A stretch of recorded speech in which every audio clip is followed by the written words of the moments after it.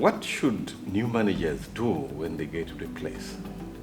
Many people are appointed managers and they've not been managers before. Or some people just take up the responsibility of a manager and they really don't know what to do. What is it that you need to do to get on track as a manager? The first thing you need to ask yourself is, why am I here? That's a very important question. Why are you where you are? It means that where you are, there are certain things that are required to be done. In case of an organization, there are organizational goals. In the department, there are departmental goals which fit into the organizational goals.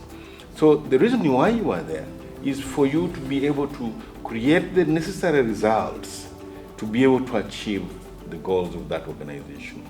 So that's a very important question you need to ask yourself. Why am I here?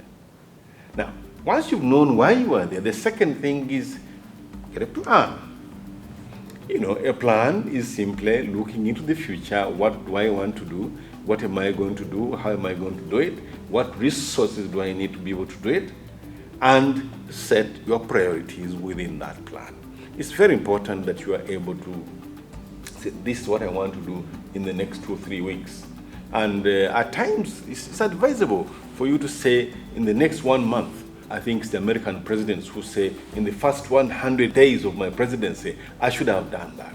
So it's very important you know why you are there and develop a plan and priorities to enable you achieve that reason why you are there. So that's a starting point, but it's not also possible to develop that plan without being able to understand the people that you are going to manage. Who are they? What are their needs? Very, very important. And this is where your leadership strength comes in, the skill we call empathy, that you should be able to listen to your followers to understand what they are. So a very important aspect for you is listen. Keep your ears on the ground. Do not hasten to take decisions. So as a new manager in a place, know why you're in a place, plan, prioritize, and listen. Be curious. What's taking place around where I am? What's taking place? Understand the people that you are going to manage. If you don't understand the people, you're going to run into problems. People are very different. And this is why you also need to acquire certain skills in leadership. For instance, the skill of emotional intelligence. When you talk to people, it invokes emotions in them. But what are those emotions? How are they going to respond to what you're saying? So listen, understand the people that you're going to manage because they have their needs, and find out how do these needs fit into the overall picture of the organization. If you're managing a department, a manager of a company, how do the individual needs of the people who are working in the organization fit into the organizational goals? That is when you'll be in a position to say, yes, I'm going to take leadership in this institution. So, why are you there?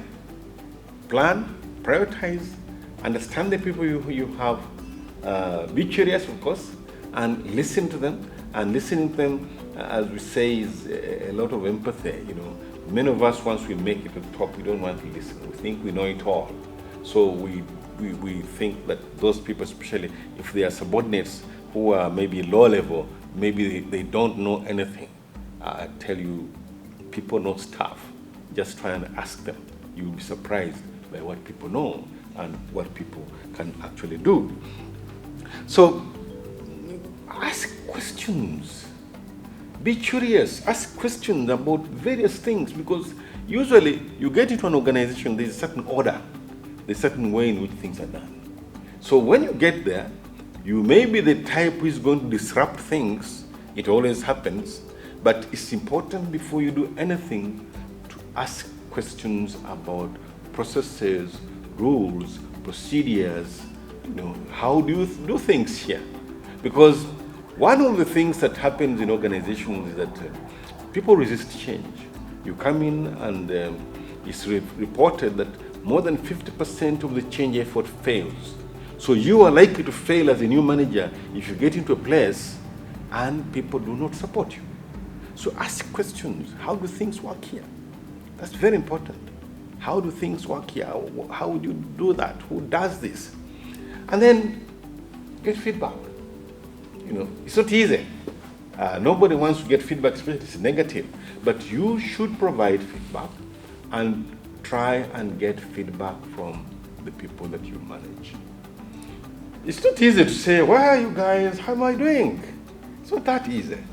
But you know, you find means in which you get people you manage, you lead, to be able to tell you, this is going well, this is not going so well in the institution. And celebrate. Once you do some small success, do go ahead and celebrate with the people. People want to know that they're performing well. And you know, it is said, celebrate those small wins that you make. Get people to know that yes, we've achieved. And once you've achieved, get them on board and say, you've done a wonderful job. Thank you so much. So that feedback you're giving to people, maybe positive, maybe negative, but the positive one should be celebrated to say, we've achieved. And go back into your priorities, into your milestones. What were you able to achieve given what you wanted to achieve? That is something you need to celebrate. Join us again as we look at how you get into your job as a new manager.